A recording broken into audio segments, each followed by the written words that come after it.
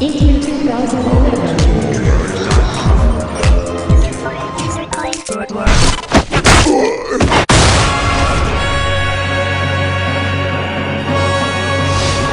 Saints Row the Third starts off where the Saints are at the top of their game. They have licensed out their image to all types of items like bobbleheads, lunchboxes, tennis shoes, and even in the game they're making a movie about the Saints.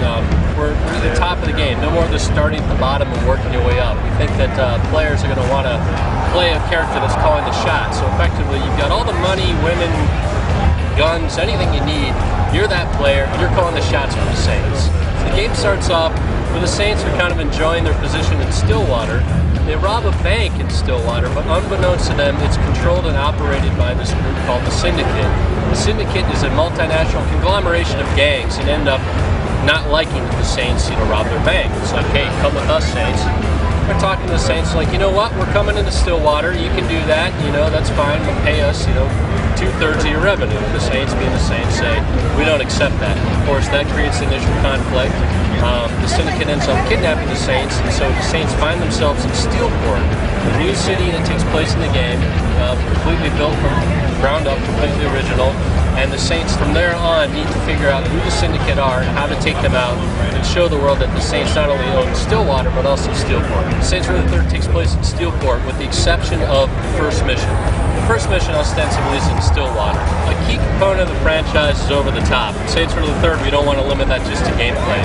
Over the top gameplay is going to be a big part of it. We want the whole experience to be over the top. Art direction, visual effects, character design, everything.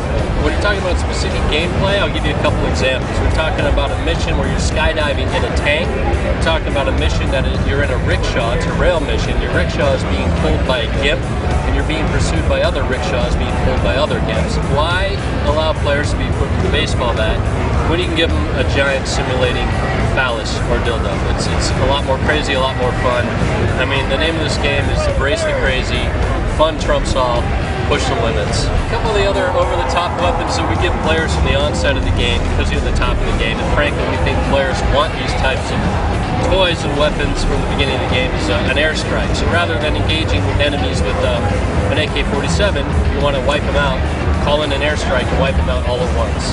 Part of what we wanted to do is make sure the development team were able to exercise their creativity and come out with new weapons, things that people haven't seen before.